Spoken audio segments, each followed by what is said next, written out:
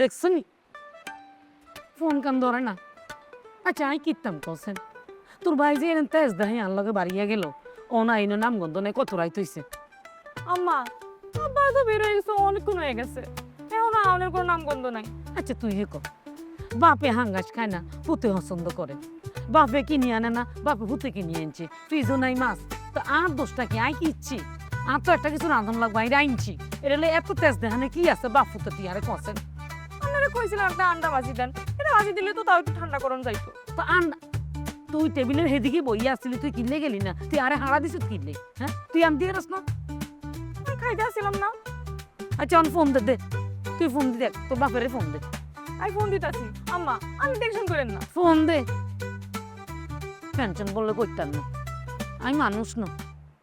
আম্মা এদের ফোন তো বন্ধ কর।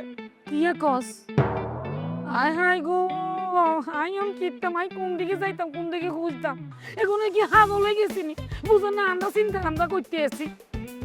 আম্মা আপনি এত টেনশন করেন না, আয় পড়বা না, কিন্তু এগো তো আই তো অনেক দেরি হইব। আম্মা আমার তো পেটে ভোগ লাগছে।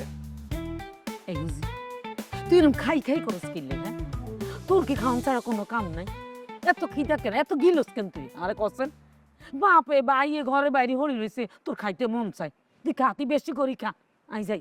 আম্মা আই গেছি। হাইয়া আসসালাম স্যার। ওয়ালাইকুম আসসালাম। আছেন নি বেলা? এই আছি মোটামুটি ভালো। তুমি কেমন আছো জসিমউদ্দিন? আছে চলছে চলছে। কি বিষয়ে কি খোঁজ করছেন, খবর দিয়েছেন কিলে স্যার? কোন দরকার নেই। এই একটু বলেছিলাম আরে। কি বিষয় বলেন না স্যার। অথচ দেখেন স্যার এ মিয়া ভাই আরে হুদাহুদি আপনার কথা বললেন আমি আড়ি আসিনি, আয় তো দৌড়ি আসি। হ্যাঁ আপনি কি কি কি বিষয় কি স্যার কিলে বলেছেন?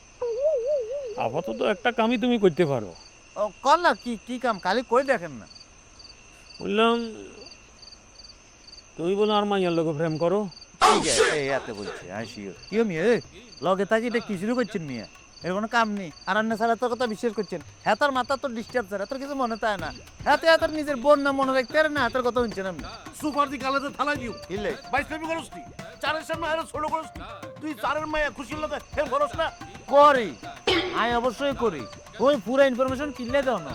স্যারের মাইয়ের সাথে আমি প্রেম করি, স্যারের মাইয়েরাই বিয়ে করবো এরকম প্ল্যানিং আমাদের মধ্যে চলতেছে। ইনফরমেশনের গ্যাপ কিনলে দেখছো, আমি যে স্যারের মাইয়ের বিয়ে করবো কথা কেন বলো না তুই?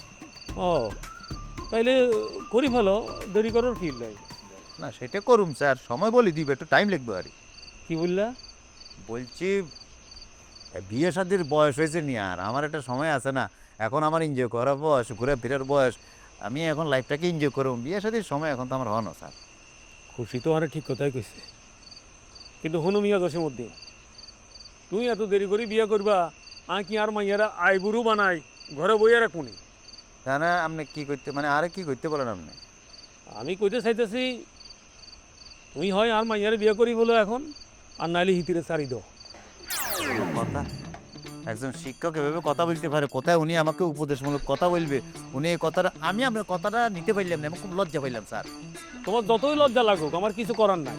শুনো, আমি তোমার একটা সপ্তাহ সময় দিলাম, ঠিক আছে?